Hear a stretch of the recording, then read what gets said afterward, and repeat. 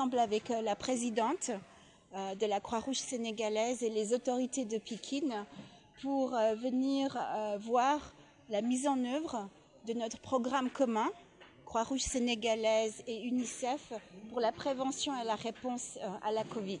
Et j'ai aussi pu constater la semaine passée, lorsque j'ai visité Ziguinchor, les régions de Ziguinchor, Kolda et Sédhiou, comment ce partenariat fait vraiment la différence. Les éléments de ce partenariat concernent tout d'abord la communication. Et nous sommes très heureux de nous associer avec la Croix-Rouge et tous ses volontaires dans plus de 23 départements à travers le pays pour vraiment communiquer l'importance des gestes barrières. La Covid est toujours présente, impacte toujours beaucoup de vies de manière directe avec des morts, mais aussi indirecte avec l'impact socio-économique. Et il est très important de continuer à se protéger toute la communauté. Donc vraiment, les volontaires ont fait et font un travail magnifique pour la prévention et pour la communication sur les gestes importants de barrières, mais aussi de manière maintenant augmentée avec la campagne nationale de vaccination, de aussi montrer comment la vaccination est importante. Et ce matin, nous avons pu être témoins de dialogues menés entre les volontaires de la Croix-Rouge sénégalaise et des jeunes sur toutes les questions de vaccination, parce que la campagne débute. Et je félicite le gouvernement du Sénégal d'avoir vraiment débuté cette campagne. Nous sommes heureux, UNICEF, d'être aux côtés du gouvernement pour la fourniture des vaccins.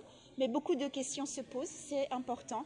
Et de pouvoir dialoguer avec les enfants et les jeunes, c'est vraiment un pas pour qu'eux puissent ensuite dialoguer avec leur famille et leur communauté. Parce que sans la vaccination de tous, on ne pourra pas vaincre la Covid, on ne pourra pas sauver des vies et on ne pourra pas rétablir l'équilibre et le retour à une société et une vie normale.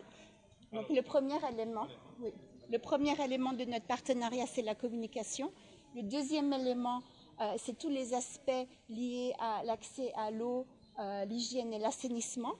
Et la Croix-Rouge sénégalaise fait un travail magnifique dans ce sens pour aider avec la fourniture de savon, de matériel de désinfection, les dispositifs de lavage des mains. Et UNICEF, nous accompagnons avec la Croix-Rouge sénégalaise, mais aussi au-delà.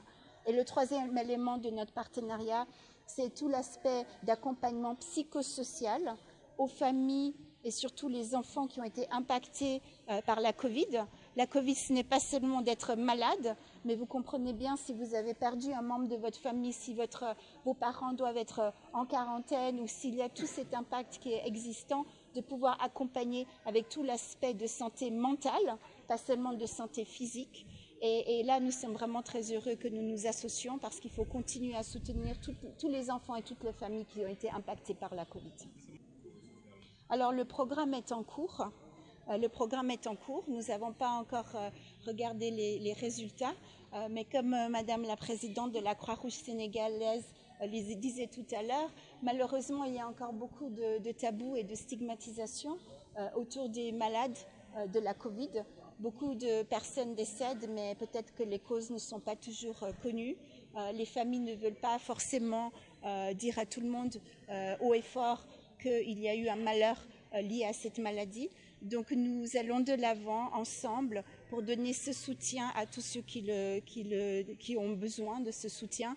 Et comme nous disons, nous travaillons dans 23 départements, donc vraiment c'est un travail en cours.